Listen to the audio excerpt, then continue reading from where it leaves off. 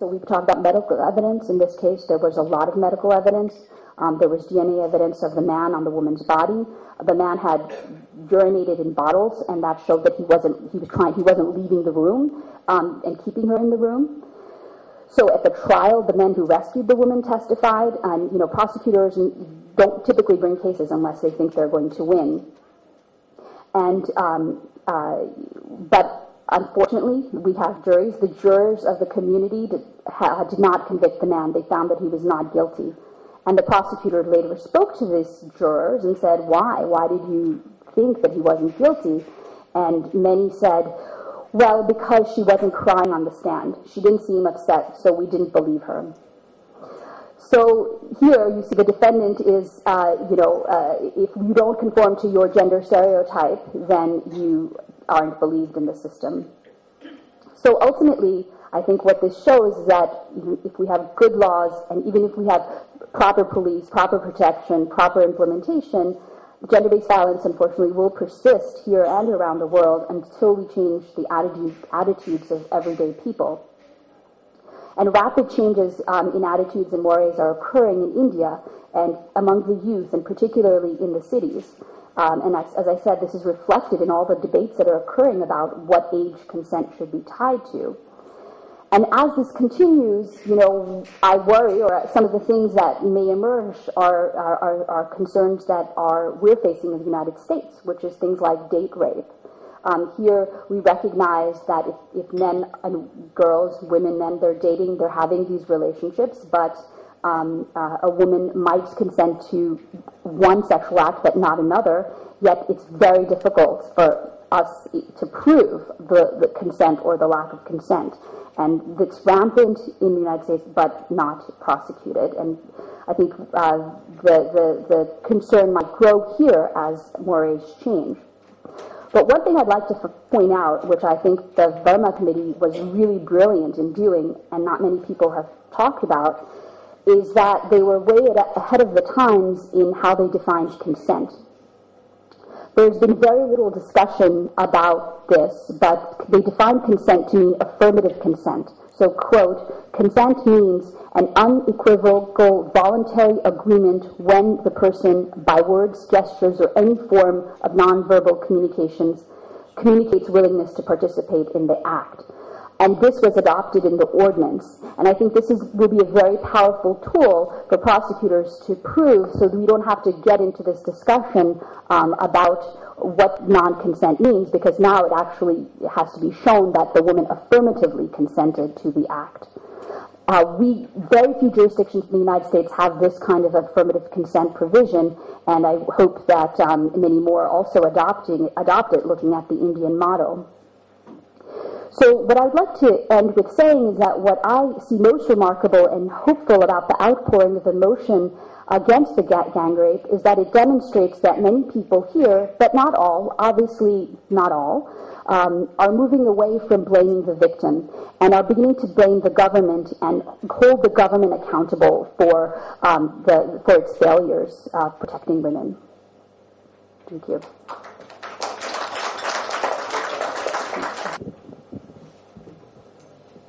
Anybody else in the panel who wants to add something to, please? Hello. We discussed the death penalty in a comparative perspective. So under the ordinance, the death penalty was proposed for the first time in cases of rape. In particular, if the victim of the rape dies or is left in a permanent vegetative state, or if the perpetrator is a repeat offender. From news reports, it appears that the new bill that's currently being discussed or was just recently passed still maintains the death penalty in those two particular situations. The Justice Verma Committee, however, strongly opposed the imposition of the death penalty, partly for three main reasons. Partially because the punishment is seen to have no actual deterrent effect. Secondly, because it would result in increased murders of rape victims so that they would eliminate any witnesses to the crime. And third, because judges become less willing to impose such a harsh punishment because it's irreversible and potentially could be incorrect. So the imposition of the death penalty in those situations is actually a negative consequence. Comparatively, however, in the United States, each state is responsible for its own criminal law, and for this reason it varies state by state. However, no state still imposes the death penalty in cases of rape, and that is because under the United States Supreme Court, they have said that rape is not proportional to death. And for that reason, the theory behind it is that punishment, in order to avoid being cruel and unusual, must be proportional to the crime. In Bangladesh, however, the death penalty is available for perpetrators whose rape victim dies. However, it is not available for repeat offenders. Under international law, and in particular Article 7 of the ICCPR, people have the right to be free from cruel, inhuman, or degrading punishment or treatment. Interpreted in light of human dignity and proportionality espoused by the Universal Declaration of Human Rights, these provisions suggest that the ICCPR rejects the imposition of death penalty for the crime of rape. The recent UN Resolution 65206 declared a moratorium on the death penalty, stating that the moratorium contributes to respect for human dignity and to the enhancement and progressive development of human rights. One underlying reason for the moratorium is the idea that the death penalty has not been fairly implemented. The debate of fair implementation rages on in the United States and is still a major concern. However, India and the United States both voted against the proposed UN moratorium, and both still continue to practice and defend the death penalty to this day. I'm from the University of Chicago Law School, and just sort of going to continue on the comparative perspective that we've been using. I'm going to look at particularly police enforcement of sexual assault and rape laws. That's been something that's consistently been brought up. For those of you who were here yesterday, it was brought up by Justice Verma as something that's really crucial to actually, like, the implementation of these new laws. So, the law is nothing if you don't enforce it. So in the UN has a handbook on violence against women legislation, and within that, they discuss the importance of actually imposing restrictions on police to force them to actually enforce the law. So the actual language is that any legislation on sexual assault or rape should also include effective sanctions against the relevant authorities who must comply with its provisions in order for it to be effective. And that's something that we keep discussing. We keep discussing how merit-based cases will actually get weeded out if the police officer just chooses not to record it, or they choose to record it improperly, or they record it but then don't then follow up and investigate it further or go after the accused.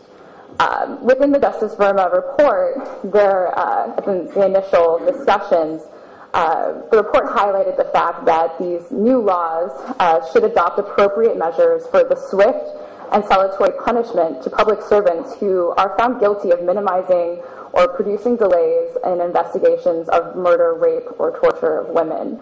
And even though it's not particularly a law that was recommended within the report, it's clear that the Justice Verma report wanted to mention this and that we should consider this.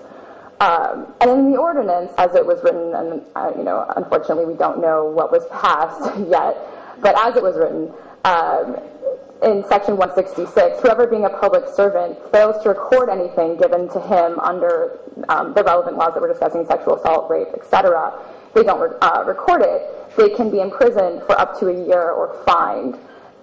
So that's definitely a step forward, at least in that you can, actually say, hey, as a victim or as a survivor, you didn't record what I just told you, you didn't put it in the FIR, and I'm going to actually try to force you to do so, or at least get them to be punished for not doing so. So hopefully that will have some sort of deterrent effect on police. So just comparing the United States, what's surprising is that we're actually really behind on this, like incredibly behind on that.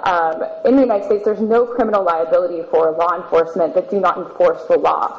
So you can get criminal liability, obviously, if you're a police officer and you break the law, but if you don't enforce it necessarily or effectively, you can't be put in prison. And then to make matters worse, you also can't now be sued for civil liability, so money, that sort of thing, after the Supreme Court in Castle Rock v. Gonzalez determined that there was no cause of action for plaintiffs when the police do not enforce the law. And in that case, which was a really sad case, the woman, Jessica Gonzalez, had gotten a restraining order against her husband for the protection of herself and her 3 small children. And her husband actually kidnapped her kids, all 3 of them. She called the police. They did nothing. She went to the police station, and they did nothing. And eventually, actually, unfortunately, her husband murdered her 3 kids. Yeah. So she sued. And it went all the way to the Supreme Court. And the court said, sorry, like, there's no duty here for the police to actually enforce it. You're not getting money. Which is, you know, you can kind of guess my attitude on that. But Jessica eventually took her case to the Inter-American Commission on Human Rights, which actually did find that the United States had violated Jessica's rights under the U.S. Constitution and human rights. And there's 2 ways to sort of look at this, that maybe this is a sign for change, and that the United States may look at this decision and consider the ramifications that you know, we need to set up a way to force the police to enforce these laws and protect victims. Or you could look at it as another example of the United States flouting their international obligations, as they have not followed this decision. Thank you. Hi, I'm Hannah Garden-Monheit. The latest we've heard is that the law will continue to maintain the marital rape exception. And this is in tension with India's obligations under international law, as is the fact that many other countries in the world continue to maintain marital rape exceptions. And the U.S. also continues to treat marital rape differently. Article 16 of the Universal Declaration of Human Rights, as well as the International Covenant on Civil and Political Rights, and CEDAW, all call for equal rights for men and women in marriage. CEDAW Article 3 also says that state parties should repeal penal laws that discriminate against women. In 2007, the CEDAW committee specifically called on India to repeal the marital rape exception. Despite this, the UN report in 2011 found that 127 countries around the world do not criminalize marital rape. Historically, the exception is rooted in the common law idea of coverture, where the wife's identity merges with the husband at marriage. But the trend in common law jurisdictions is towards repealing the exception. Canada did so legislatively in 1983, South Africa did so in 1993, and in England, the House of Lords overturned the marital rape exception in 1991. In the U.S., whereas Professor Kalantri mentioned criminal law is largely a matter of state law, all of the states have made marital rape a crime and did so by 1993. But despite that, vestiges